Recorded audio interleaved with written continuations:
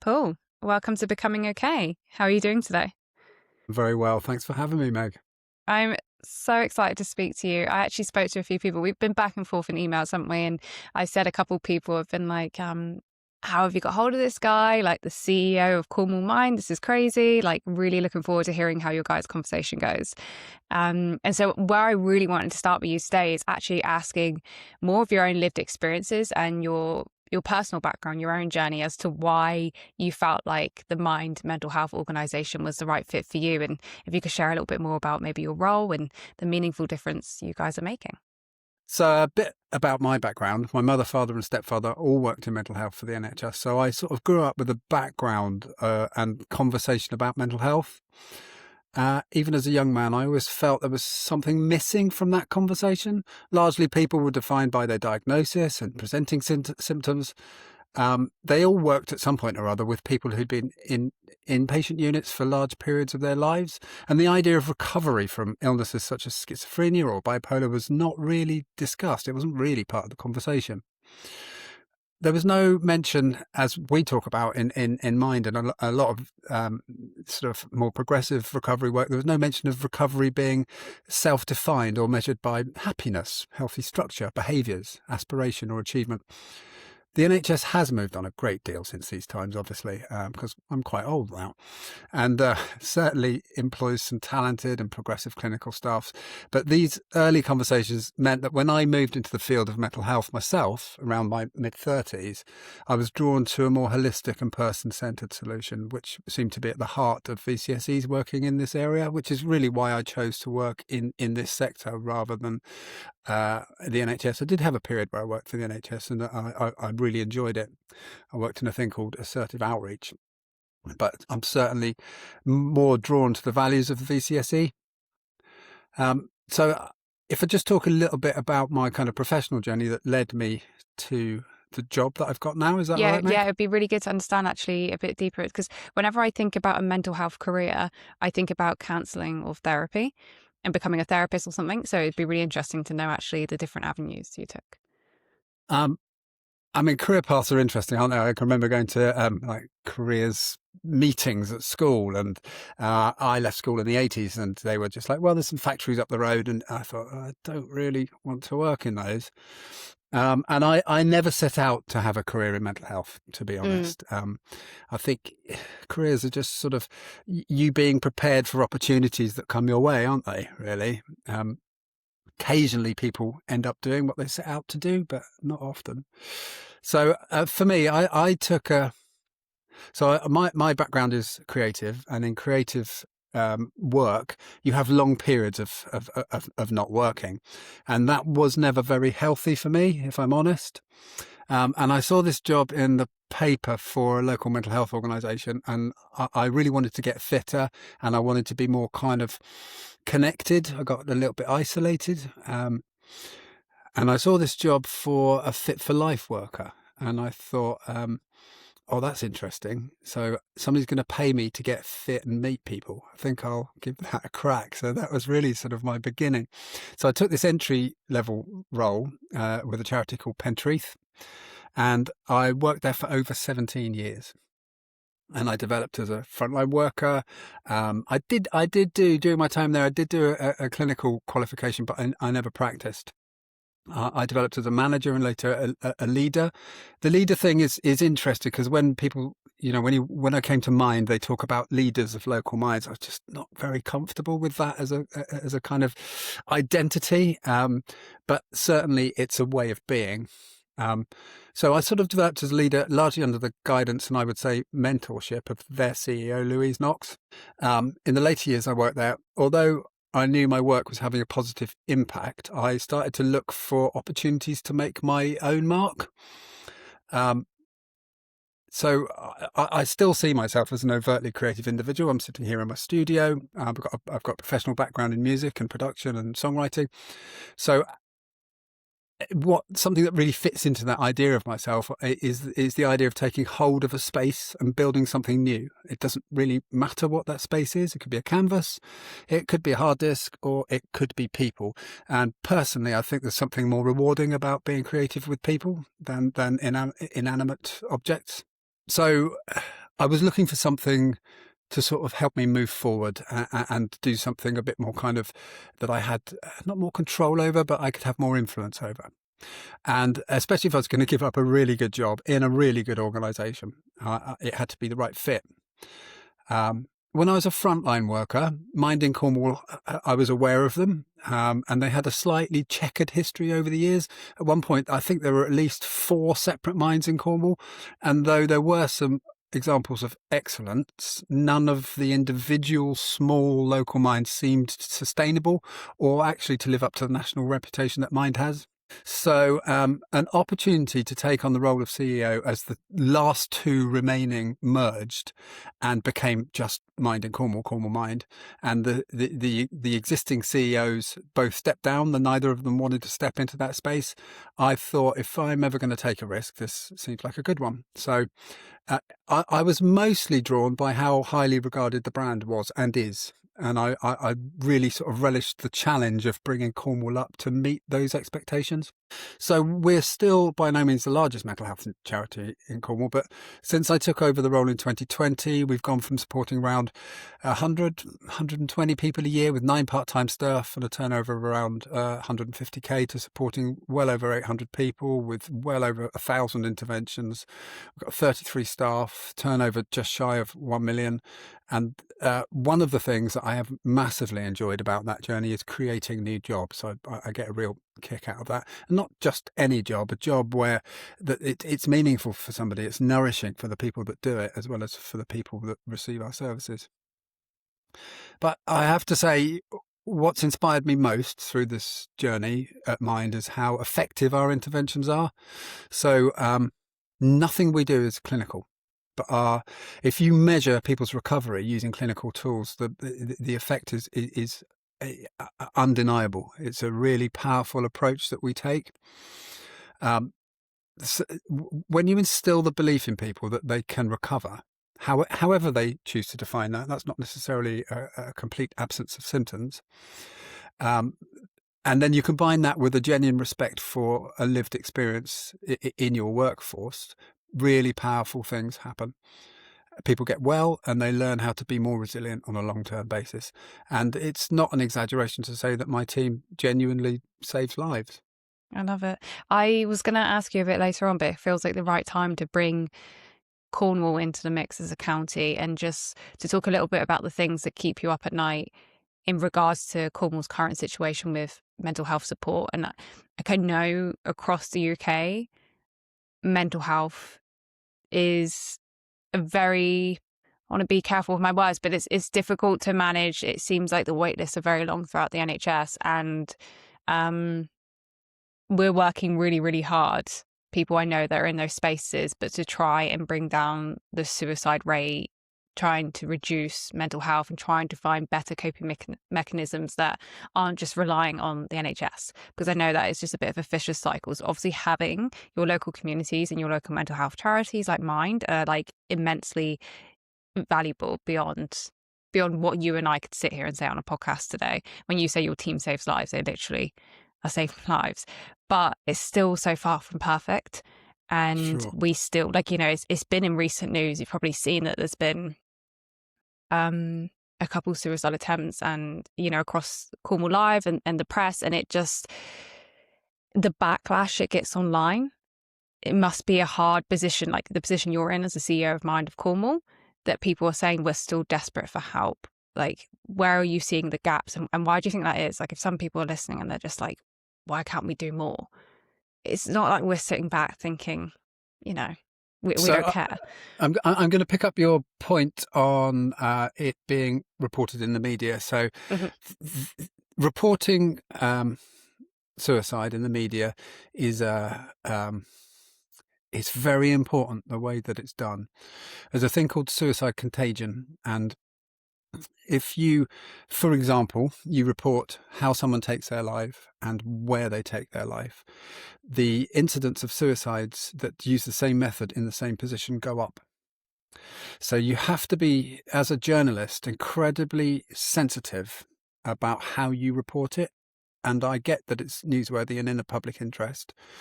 So, if there are any journalists listening to this, there's a personal plea from me to reach out to the Samaritans, who do some excellent training around how to report suicide effectively and responsibly in the media. So Cornwall does have a high suicide rate compared to the rest of the county, and a few years ago it did have the highest. I mean, one is too many, of course. I think you've asked a really big question. So I could talk about politics, I could talk about lack of funding, but for me, it's about culture. And when we only see mental ill health in terms of illness, we are always going to be in this position. So we're going to wait for people to become definably ill and be able to so that they get to the point where they have a diagnosis. And then we're always just going to be working at the sharp end. So the more investment that we put not only into prevention, but into health creation, the less of the stuff we're going to get at the sharp end. Now, almost everybody I talk to in my job agrees with that concept. So this is sort of where economics and politics come in, is you can't take money from the sharp end to invest in the prevention and the health creation end. So it does need some serious rethinking. It certainly needs some more resources, but it isn't just about money, but it does need more resources. It needs more awareness. And it needs a cultural shift. So if I might have used this analogy when we spoke previously, but if I stayed at home and I watched Netflix and I ate chocolate eclairs for a year, although I might enjoy that, a bit of me might enjoy that, I would not expect to be physically healthy. And mental health is the same. It's something that we have to tend to. And the more we're aware of that and the more opportunities we have for that, the less likely we're going to end up at the sharp end. So mental illness is not something you catch. It is not arguably something you're born with, although you may be born with a predisposition to it. It's something that life does to you. So if we can stop those things, I have to say I am not a clinical person, and there would be clinical people that disagree with that statement, but this is my experience, that the more we look after our own mental well-being, the less likely we are to find ourselves in need of mental health services. So there is something that it's almost like we need to pump prime this prevention and health creation piece in order for the acute end to start to be needed less. So politics and economics are vital to that. Just going back to your original question, which was about things keeping me up at night. I don't know if this makes me come across as callous, but none of this keeps me up at night. Over the years, I have people in my family, close relatives, people I love, who spend a lot of time worrying about things over which they have no control. That is extremely unhealthy for your mental health. It's just not healthy. So for me, the starting point always is, what is my realistic sphere of influence? And what can I do? I can choose how I spend my money, I can decide how I spend my energy, and I have a vote, however meaningful that is or not. So those are the things that I have an influence over. So I don't worry about although the global situation from some lenses is extremely concerning, I don't worry about it because I can't do anything about it. So I've kind of I've tried very sort of consciously to join up that very logical thought process with my free floating anxiety. I don't want to join those two things up, because for me that would be disastrous. So I don't lose sleep over it. And I don't lose sleep over the work that we do in Mind. I have confidence in my team. I have confidence in the quality. The first couple of years I did find extremely tough because it took a while to pull the team together that I needed. Now I have a team that I completely trust. I'm about to go off for a week. I'm not going to think about work. It's not something that will worry me, because I absolutely trust my team to continue running things professionally in my absence. So sometimes I'm in a space with other CEOs and other Mind CEOs, and people are anxious and stressed and worried, and I feel a little bit guilty, but I don't want to be like that. And if, to be completely honest with you, Meg, if I was in a role that made me feel like that, I would look for something else, because I think that I attempt to model looking after my mental health, so that my team model looking after mental health, so that the people that they support model looking after their mental health. So that kind of cultural change comes from the top of an organisation. If I signed in early, signed out late, was stressed, worked incredibly hard all the time, it would create a completely different culture. So I hope that kind of has this organic effect right through to the people that we support. Does that answer your question? Yeah, that was so perfectly said. And I think to be in your position and to be, humble and admirable enough to be like, I don't hold that strain because I am the top of the pyramid and everything that, do you know what I mean? I think it's such a core thing to say that I can't sit here and preach how important mental health is if I don't look after mine first either. And as much as people say, as leaders or as CEOs or seniors in an organization that are building a culture that say, don't do as I do, this is me, you have total freedom, shut off at the weekends, shut off in the evenings, however that looks for you. But on the other side, they're trying to impress you, they look up to you and you're the person doing the opposite. In my subconscious, I'm thinking that's what you want because you expect that of yourself, so you'd expect that of others. And like you say, it's this domino effect of you to your team, and then most importantly, the people yourself and your team are supporting. And if we're all going in with as headless chickens trying to support people with their mental health, it's a vicious cycle. It's interesting that we spoke a bit about physical health and mental health. I spoke quite a bit online a while ago about like PT for your mind, because we're all very quick to jump on the bandwagon of looking after our bodies, but we don't treat our mental health the same as our physical health. And I think there's still a gap we need to bridge in that department. And it ties nicely with my question around, have you found that there is a path before GPs and medications? Absolutely, there is. So it goes back to what I was saying about prevention and health creation. So the creation bit is really important, because it's about being proactive about your mental health and your physical health. They're not separate. There's no way we can separate those. I mean, if we're lucky to go through life and not have an identifiable mental health challenge, that's amazing. But the odds are that the thing is, it affects absolutely everybody. So not only does it affect people individually and personally, if you're lucky enough to not have had a mental health challenge, you know someone who has. So there's nobody who's completely not affected by mental ill health. The way the NHS is structured in the UK is incredibly complex, and I've been working in this sector for quite a long time, and I'm still unpicking it.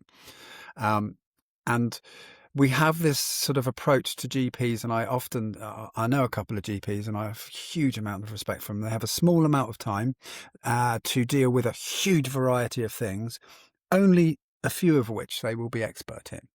So that gateway is open to challenge about how it could be better. And they have a very short amount of time to have a conversation with somebody. I have to say that there is still a culture of GPs, and there are some notable, excellent exceptions to this, but there's still a culture of GPs who see a mental health problem in front of them. They will think about the symptoms and they will prescribe something to manage the symptoms. Symptom management is incredibly important, but it is not a solution. So if you go to the GP, you're feeling depressed, which is a very common presentation, and the GP quite sensibly suggests some antidepressants, and you take them, your symptoms will reduce. None of that process is about prevention. None of it is about prevention. So the right approach is, in my view, is to offer symptom management if the symptoms are unbearable, but never do that in isolation. Always try and steer someone to having a look at what might make you be feeling like that. And sometimes we can't change the things that make us feel like that. I absolutely accept that. So GPs are only a part of the puzzle. They are often the first place that somebody goes, rather than thinking, actually, I'm not feeling right. What can I do about that? Culturally, we will think, I'm not feeling right. I'll go and talk to my GP. I've been in the sector for quite a long time, and the advent of things like social prescribers is a massive, massive step in the right direction. So you might go and see a GP and he might prescribe you an antidepressant, and you say, I'd really like you to go and meet with my colleague and just have a talk about some of the ways that you're connected, some of the things that you'd really like to be doing, and then they can hook you up with that. Now that's a definite step in the right direction. And if you sit alongside that, some talking therapies, you might have a recipe for recovery. You genuinely might. So we've come a long way in recent years. I liked this question because we have changed the way we think about mental illness historically. I'm interested in it kind of from a sociological point of view. Medieval times, we might have tried to exorcise somebody. We might have called the priest. So we've really now, if somebody has what we currently call, I'm sure we will change the language as time moves on. We call it psychosis, and they hear voices or they see things that other people can't perceive. We treat them medically. Some cultures treat them spiritually. Historically, we have burnt some of them at the stake. We certainly would have sectioned Jesus and Joan of Arc. So it's very interesting to sort of look at mental health through a historical lens. We used to have extreme responses to the elements of mental illness, as I've kind of outlined. I read about a treatment for depression where people walked across a series of trapdoors, and one would give way, plunging the unsuspecting patient into cold water. Now, this was a cure. So we don't do that anymore. So I'm really pleased to know. We have like a modern version of an ice bath, eh? We do, yeah. But I think there's an element of choice in that. Yeah. I mean, we've treated homosexuality as a mental illness, and even so, as I mentioned before, my parents worked in the NHS in inpatient units, and my mum worked with somebody who had been sectioned as a teenager for having a child out of wedlock. She had spent her entire life in a mental institution. So, there are some things that we have done historically that we don't do anymore. So I think, to answer your question, is there a path for GPs and medications? Absolutely, there is. And we should try all of those things before we start having a clinical conversation. Can we list off some of them, some of the beforehand remedies? And I know some of them will feel obvious to some people. We speak so much about movement, a good diet, good sleep, but are there other things that maybe people don't think about so much that maybe you've found that help you, or have helped people you've worked with, or something that you guys talk about a lot in Mind? So in Mind, we frame all of our work around 5 ways to wellbeing. So 5 ways to wellbeing it's I love it because it's really simple, but it's academically really robust, and it took quite a lot of work and a lot of clever people just to get to this very simple framework. And I don't do everything from 5 ways to wellbeing on a daily basis, but I absolutely should. So be active. So that's the thing that where we talked about mental and health and physical health coming together. If you're not active, obviously your body won't be strong, but also you're going to be anxious about your physical health. And just doing something physical releases all sorts of chemicals that make you feel happy. It gives you more oxygen. It releases endorphins. It's a sort of no-brainer. And we all have various amounts of physical ability, myself included, but you have to do what you can do. And if you're really sort of challenged physically, just do as much as you can do. That's really important. Something about, so there's a lot of conversations around mindfulness and have been for many years. There's one of them which is called Take Notice, is I think really important. It's about seeing what's in front of you. For me, Take Notice is not only seeing what's in front of you and appreciating it. I got up very early this morning and I went out the back to take the dog out into the yard, and the stars were stunning. Now, I hadn't decided to do that this morning. I just was stopped in my tracks by the beauty and enormity of the stars. And for me, that was that I came in feeling really nourished, and I didn't seek to do that. So just let those things happen when they can. The other one that I always think is incredible, they're all important, is about give. I think when somebody is worried about themselves, or when someone's got something difficult to deal with, it is very easy. It's really human nature to just use your energy to think about that. And when you become really inward looking like that, it's not nourishing for you. I mean, of course, we need to think about the things that we need to do to change in order to feel better. That's a healthy process. But there's something about the act of giving that nourishes us. So there's no true philanthropy in this world. There's nothing. The concept of selflessness doesn't exist, really, in my view, because of the things that we get back. I mean, we shouldn't give in order to receive, but we just do. It's part of that process. I know that if I've done something where I thought, I can't really be bothered to do this, and I've done it anyway, and the person's really sort of benefited from it, I've got something out of that. I've got an energy. I've got some health out of it. So those are the things that we kind of couch all of our interventions on mind over the years. The mechanisms that have just helped me personally. So I'm happy to talk a bit about my own mental health journey, if that's appropriate. So I'm lucky enough to have not had a mental illness. I'm also extremely lucky to have not lost anybody to suicide. So I consider myself to be really privileged from a mental health perspective. But I did have a period where the career I was in really started to break down. Relationship that was important to me broke down. I didn't really have the structure that kept me well. A lot of the aspirations that I'd sort of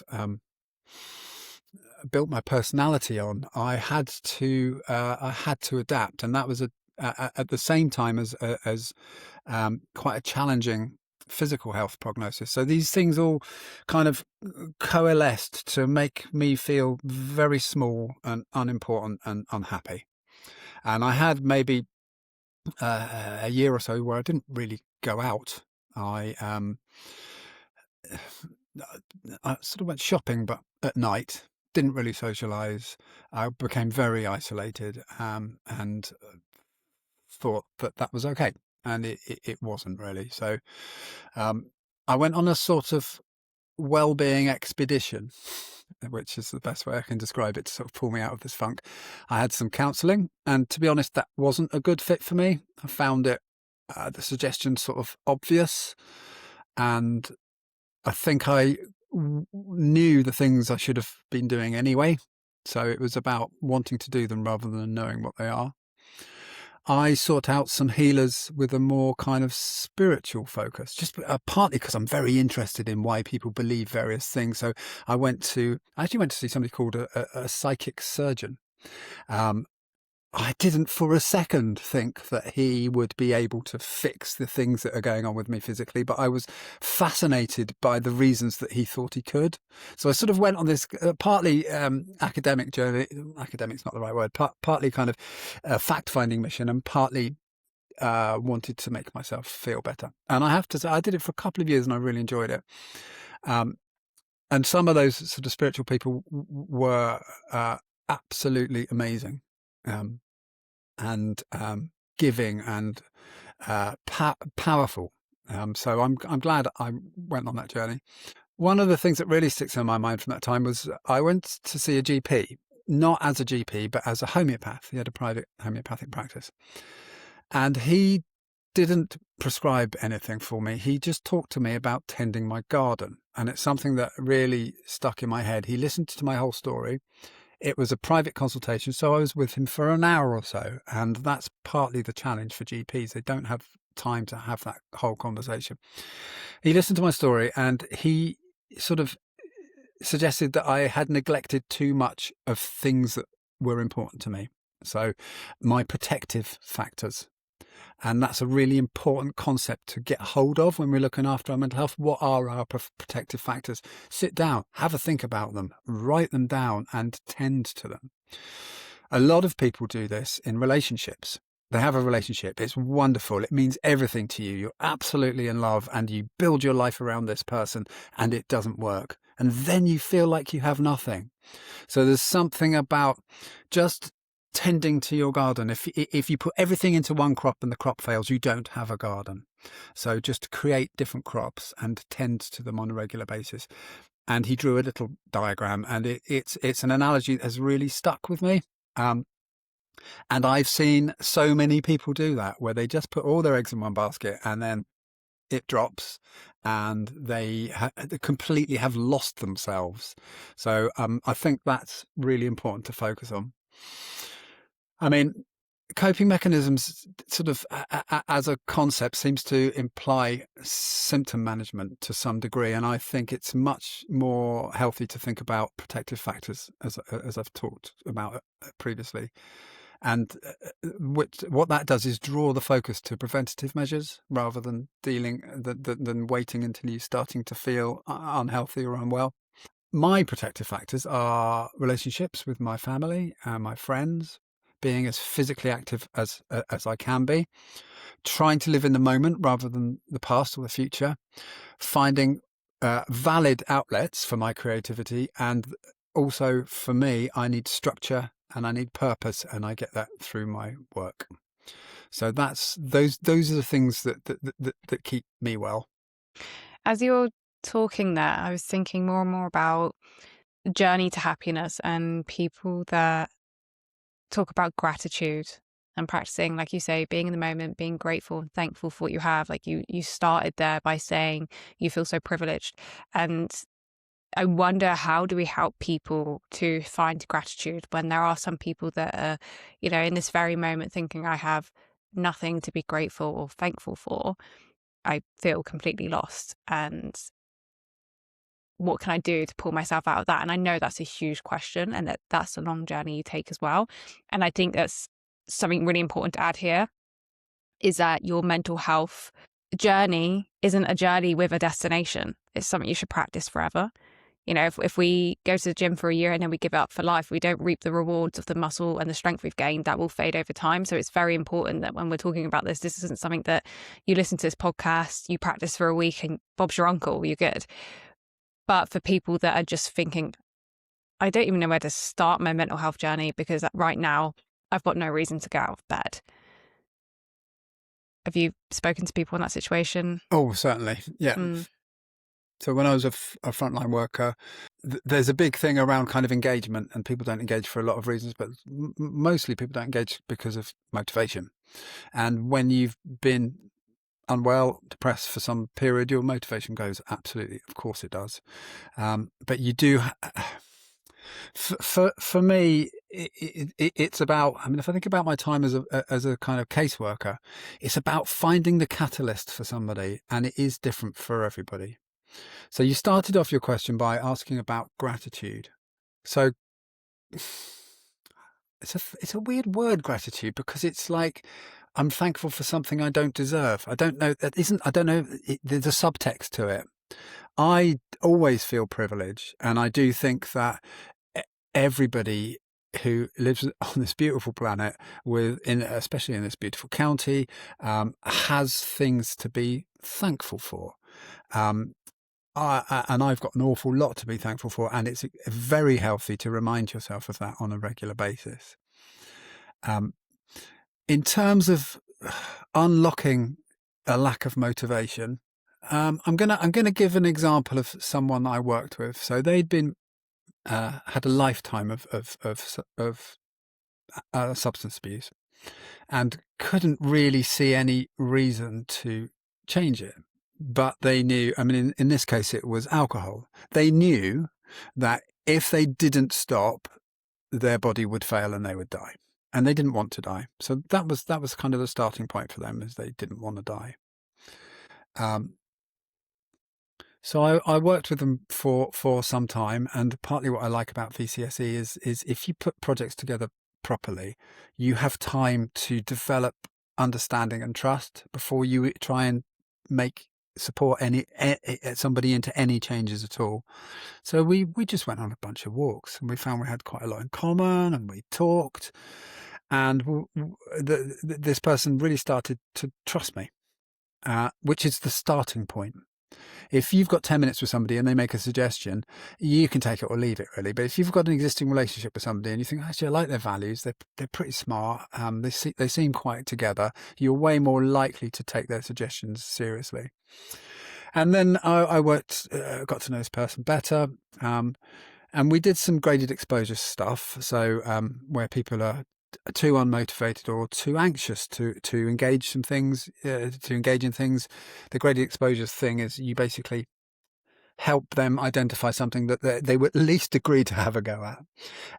And the really good bit about that trust bit at the beginning is you find out the things that make them tick, stuff that they used to enjoy when they felt happy, things that really, really sort of they really look forward to when they were young. Those are the things that you can build those conversations around. So we identified something. We started engaging the activity together. I just took them, went and picked them up, and sometimes they didn't open the door, and I would say, okay, that's fine, I'm coming back next week. So there's something about tenacity, caseworker tenacity. I mean, you have to be realistic because there's always people waiting for a service, but eventually this person always opened the door to me, and we started doing this thing together. And then they started to feel more comfortable, and then I would drop them off and stay with them for 10 minutes and come pick them up later. And then I would maybe just sort the transport out, and then I would just remind them to go over the telephone, and then I would just maybe give them a call at the end, see how it went. And eventually they were just doing this thing, and they didn't feel anxious and they didn't feel unmotivated. That's a very patient but a really effective approach. So yeah, I think in answer to your question, it's about patience. It's about having the time to build trust with somebody, and through that you can find a catalyst where you can start to build a structure for somebody. Somebody might say to you, "Oh, I don't want to do anything. When I was young, I wanted to be a script writer." And you're like, "Okay, well, we've got a bit of a journey to go from where you are today to being a script writer. Let's have a think about what those steps are, and really plot a path and celebrate every step along that path."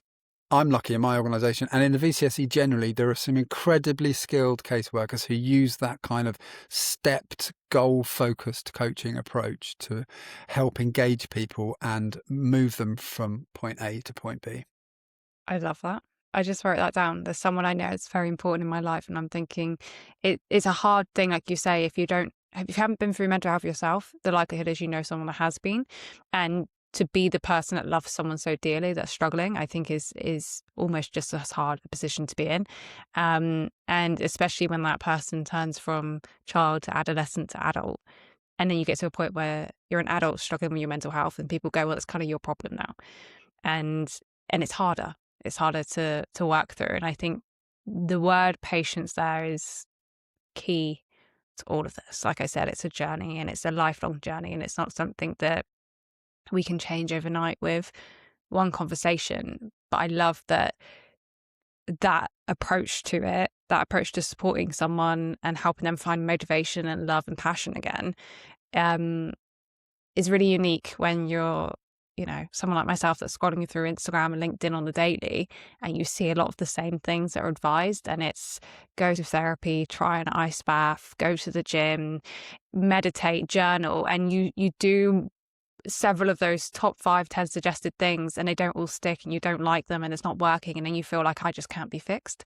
And I think that's a vicious cycle as well that I'd love to alleviate by having conversations like this, that it's not a one size fits all for anyone's mental health. No, it's not. And actually, we don't all need support to do the process that I've just described. Some of us can do it for ourselves, but some of us can't. And that's when we need somebody to help us do that. But nobody can fix you except for you. So there is nobody in the universe who can fix your mental health. The only person who can do it is you. You might need some help to learn how to fix it, but it's only you. And when I was a caseworker, there's a light bulb moment. And when people say, "Oh, I've had this for years. I've got this diagnosis, so I can never work," they have very low expectations for themselves. And the NHS are terrible. They let me down my whole life. Your heart sinks a little bit, and you can spend some time working with them.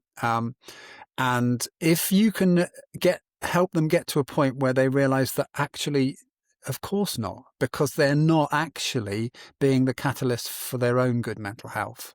If they can get to the point where they realise that they are the change agents for mental health, you've done something really powerful around that.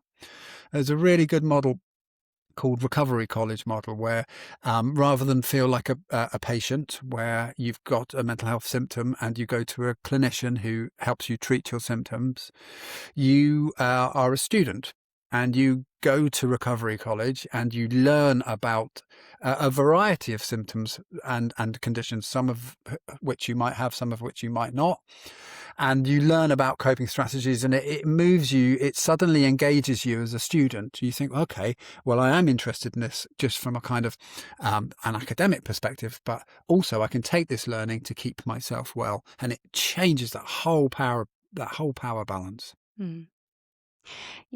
At the beginning of this 5-10 minutes ago, we were talking a bit more about ways to be grateful or to be privileged, etc. There's something I read on Instagram the other day. I reckon you'll love it. And it was, I'm going to butcher it, I can't explain it, but it was literally the chances of you and I being here today. And if you think about even how the universe came together, the galaxies, how planet Earth, all those billions of years ago, how it formed of the ice age, and then to get to a point where even out of 8 billion people, your mother and father met, and their sperm and egg met at the exact same time, because if it was a month before, you would have probably been different again. And it's just down to that millisecond that you were even here, and you get a chance to wake up every morning here, even in the time frame that we're born. Do you know what I mean? When I think about that, it blows my mind, and I can't even begin to understand it. But I think, wow. And then to add on top a layer of simple things that people don't see that they're grateful for, but even just being born in the country you're born in, and to have met that one person you met, whether it was a friendship or to have the mother you had or the partner or the children, do you know what I mean? All those little things that you add on top of even just how lucky you are to be here out of the odds. I do love that. I think that cosmic coincidence is a wonderful thing to meditate upon, because the odds of us doing this here now in this space in this time are minuscule, and yet it happens. I think there's something. It's a bit like looking at the stars early this morning. There's something that makes me feel reassured about being such a small part of the universe. And yet everything we do has an impact. That everything I do, if you and I were horrible to each other during this podcast, we would take that away, and then we might be a bit horrible to other people who might be a bit horrible to other people. There's this lovely kind of connection between those things. And I think it's a wonderful thought, but a person does need to be feeling pretty positive and open to really have those thoughts. Obviously, when you're struggling with mental health, that's not something that's maybe going to help. But one of the things that keeps me connected to that sort of positivity is, despite how worrying some things can be, and we talked about sphere of influence, I believe that there is kindness and selflessness all around us, and it's not that hard to find. And 1 ounce of goodness is worth a ton of nastiness and evil. And that for me keeps the balance in the balance of the universe. And it might be nonsense, but I love that thought, and it helps me to feel happy about being the person I am in this moment. Yeah. And this whole element going back to giving, and it's not giving to receive, but I tell you what, some of the most beautiful things in life are things that are so simple and so gentle. You think about, I don't know, volunteering your time at a dog or a cat shelter, and these animals have done nothing but been there, and you still see how they wag their tails and they're happy, and they've probably got not got a lot of reason to be happy, but they still find happiness. Or going to places where you can support children, or even volunteering at your local Mind and seeing the impact you have there. It's proven. The more we give to others and the more that we continue to spread kindness, the happier we will be. I truly believe that. I absolutely agree, mate. While we're just talking about dogs, so we've recently got a puppy that I've struggled with because puppies are challenging. And I'm starting to like him more as he calms down. But there's just this unconditional love that comes with a dog, isn't there? And I was chatting to very close with my friend of mine who happens to be renovating the house next door. And he said, really, Jesus should have said, love like a dog. I thought that's really good. I really like that. So maybe we should get some T-shirts done with love like a dog written. I'm keen. Hands down, we'll wear that. I have a huge question for you, and I don't we're coming towards the end of the podcast, so I don't expect you to dive deep into this, but maybe just a starting point. And I would just love to know, if being in the mental health system, doing the work you do every single day, if you could redesign how the mental health system looks from scratch, where's the first place you start? I would start by redefining the concept of mental illness. Mm-hmm. And the acknowledgement that we see it differently through different cultural lenses. I think that's a really good place to start, rather than diving straight into the mechanics of how you put a health system together. We see this through a very Western cultural lens, and many places with better mental health do not see it in the same lens as we do in terms of illness. Something else that we've already touched on in terms of public services, for every pound that's spent on creation and prevention, countless thousands are saved at the other end, in what we now define as mental illness. I mean, if looking at the system and where we are today, I think it's actually impossible to answer your question until we've done that first thing. Until we've really looked at how do we define mental illness? We treat it as an illness. Are there other cultures, and historically, have we looked at mental illness in a way that might actually give better health outcomes for people? Don't want to be conspirational, but, the mental health system, in fact, the health system, is complicit in a global drugs cartel. It absolutely just is. So if you go to a doctor, they look up something and they see a medication and they choose a medication, there are hundreds of billions of dollars going through this system, and it is into everyone's commercial illness if people remain ill and treat symptoms. So I mean, from an economic perspective, it's a cracking model, but from a health perspective, it's not a healthy model. So there are some big questions that really need to be challenged before we can start to redesign a service. But I suppose, in terms of the services, the more we put into prevention and creation, the less we'll need to put into acute services.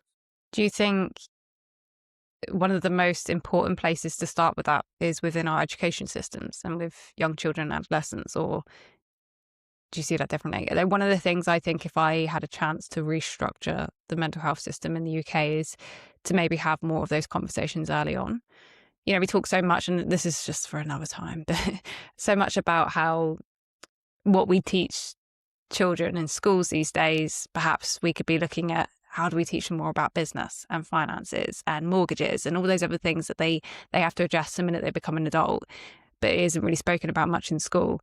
And I do think that although mental health is shared in classes like PSHE and things like that, perhaps having those early on more comfortable conversations, maybe even having, I don't know, communities in school where mind gets involved, or even more therapy offered. I don't know how it looks, but I think maybe starting early will help the prevention. Absolutely. I think that's a no-brainer, Megan. Yeah.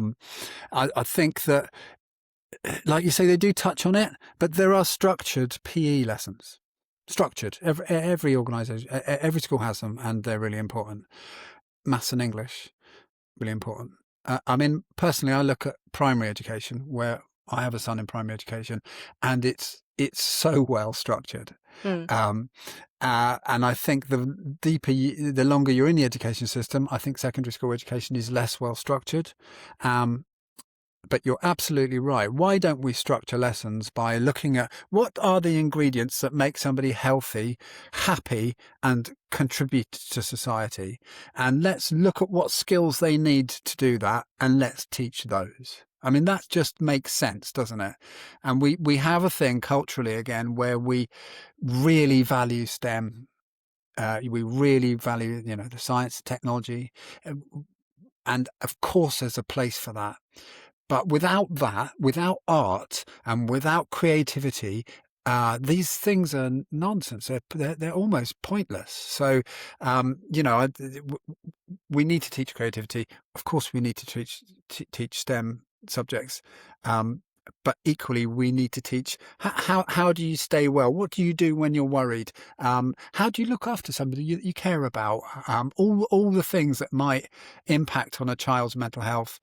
It's very difficult in a school, isn't it? Because you don't really know what's happening to the child when they're not at school. It's incredibly difficult. And the key to that, as certainly modelled by the school my youngest son is at, is good communication between parents and teachers. That's just absolutely vital to it. I do think, without wanting to go down a huge rabbit hole, that we are in a position where we over pathologize mental health generally, and the greatest victims of that are children. I went to a seminar yesterday, a really interesting seminar about neurodiversity. And there are lots of statistics about how diagnosis of autism and ADHD have massively ramped up. And this woman, who's spent a lot of her life looking at exactly this, said it isn't an increase in neurodiversity, it's an increase in awareness. And moreover, you need neurodiversity for society to function properly, and as the same as you need neurotypical people for society to function properly. So I think that certainly ADHD and autism is a very interesting thing to watch, because there are drugs that you can get for it. Well, hang on a minute. It's not an illness. It doesn't need fixing. So that's a really interesting thing that really taps into some of what we've talked about today. So yeah, I think we have to be. The more we teach our children to look after their mental health, the less they're going to need the NHS when they grow up, for sure. 1,000%. Just before I let you go, is there any recommendations you can leave the audience with? I don't know if you have a great book or a podcast or tool, a piece of advice. Well, I think I don't have anything particular, but I think it's okay to let yourself do nothing. So I watch quite a lot of Netflix and Disney, and it's okay to do that. You haven't got to do meaningful stuff the whole time. The amount of times I feel guilty for putting on Netflix is crazy. I don't know where that comes from. Absolutely. Yeah, don't. I really don't. I mean, sometimes some of the stuff you end up watching, you might want to feel a bit guilty about. But the act of sitting and watching something that just diverts you and lets you turn your brain off, there's nothing wrong with that. When you asked this question, there is a phrase that comes to mind, and I had a lovely grandmother called Nancy, and she said to me when she was quite old, she said, "I don't regret anything I've done. I just regret some of the things I haven't." And I think that's a cracking bit of advice. So it's better to do something and screw it up than not do it. Yeah, not have tried. This conversation is insane. We've been through so much. I'm honestly so grateful for your time today, Paul. And I think everything you said it just come across as good as it could. Do you know what I mean? It's lovely to see the angle from yourself. I've spoken to a few therapists and counselors now, and to have seen it from your angle that's not so clinical, but it's actually living in the weeds of the day-to-day of mental health. And especially from a place like Cornwall, I'm just immensely grateful. It's my pleasure. And not only are there weeds in mental health, there are flowers too. Yeah. I love that. Thanks so much for your time. Oh, it was my pleasure. Thanks for having me, Meg.